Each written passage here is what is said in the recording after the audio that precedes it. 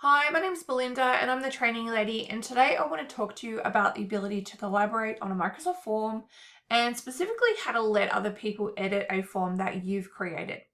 Now, when you create a form using Microsoft Forms, that form lives in your Microsoft 365 account. Now, by default, you can share the form out so people can fill it in and submit their responses.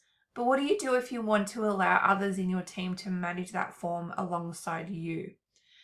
Now, the good news is that Microsoft Forms does make this possible. So what we can do is we can allow others to collaborate on a form with us by sending them a little invitation, and that will allow them to edit the form or quiz, depending on which option you've chosen. And really, really helpful when it needs to be managed by more than one person. So although the form still sits in your Microsoft 365 account, multiple people will be able to go in, update questions, adjust settings, and kind of just share the workload of managing that form ongoing. Now, there is another big benefit as well, and that's when you give someone permission to edit a form, they automatically get access to the responses as well. So that's really great if analyzing the results is not necessarily something you want to do, or maybe it's just not part of your role. You're able to give that access to somebody else. Really good also if you're going away, and maybe somebody needs to keep an eye on what submissions you receive through during that time. Now, before we go any further, there is one important part that I want to provide a distinction between, and that's that this is not about us sharing a form for people to fill it in. So there is a difference. If your goal is simply to send the form out and collect responses, then you don't need to add any collaborators into your form settings. You just send the normal share link out, people can fill the form in, no problems. In this video, what I want to focus on is allowing others access to be able to edit the form, so the questions, the answers that are possible, and the settings, but also have that additional user who can also view responses as well. So what we're going to do now is we're going to look at the collaborate feature that Microsoft Forms has, and we'll see the different settings that we've got. Now, what we want to do is we are going to open up our form first. We're going to have a look through some of the settings, and then we're going to have a see how we can add additional users in. Now, all I've done here is I have logged into the Microsoft Forms website. So it's just forms.microsoft.com. Log in with your 365 account. You can see I've got a couple of demo forms here, and I'm just going to open up my little survey here. So go ahead and click onto that. Now that I have my survey form open, you can see I can edit these questions and all the answers and that sort of stuff. So now that my survey is open, I'm going to go up into the top right corner and click on my ellipsis button. It's the three little dots. And what you'll see is a little menu appear, and we're going to choose collaborate or duplicate. Now you can see here you've got two options. You can either add collaborators in, which is what we're going to use, but you do have another option here to share this as a template.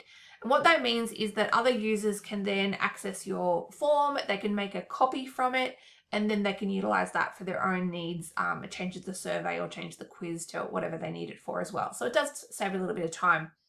But we're more interested in this collaborate option. So you can see here it says share the link to collaborate and view result. All right, so I'm going to click that, and it will generate a little link for us. And automatically you'll see that we do have a permission setting here.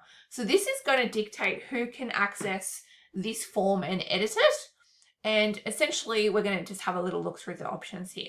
So if I click the drop down arrow, you'll see we have three settings. And the first one is anyone with an Office 365 work or school account can edit or view the result. So this means that the form is going to be open to any user with a Microsoft 365 account, either a work or a school account. They can edit the form, they'll be able to see all the responses. It does provide a very open option. So this one's generally best to use this with a little bit of care, because you could inadvertently provide access to somebody that you don't want accessing. The second option that we've got here is the people in your, and it'll have your organization name with the link, and they'll be able to edit or view. This is a really good one. It limits access to people within your organization. The third one that you've got down the bottom here is the specific people in your organization with the link can edit and view. This is going to be the most controlled option that you can use, because you will have to choose from your organization who will have access. So this is another good one. I'm going to go with this third one because I specifically want to give access to just one or two people.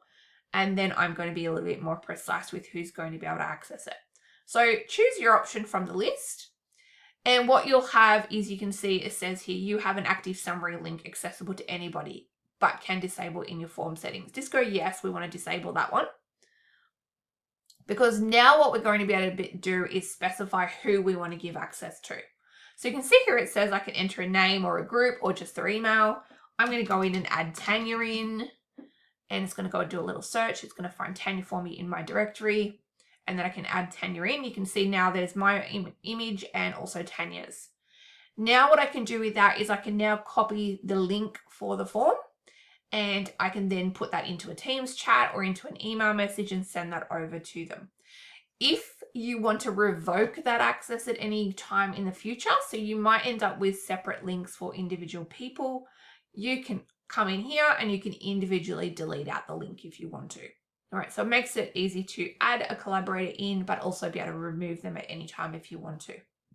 Now, once you've got your extra collaborator in, you can, as I said, copy the link, paste it into an email or a Teams chat and send that across. Then click your little close button in the top right corner here. And now you've got your form has been sent out as a shared link, allowing that other user to now be able to edit it. So I hope this provides a little bit of insight into being able to collaborate with other users for your Microsoft form. Don't forget to hit that like button below if you've enjoyed this video. And if you're interested in seeing more of my content, go ahead and subscribe to the channel. Otherwise, have a fantastic day, everyone.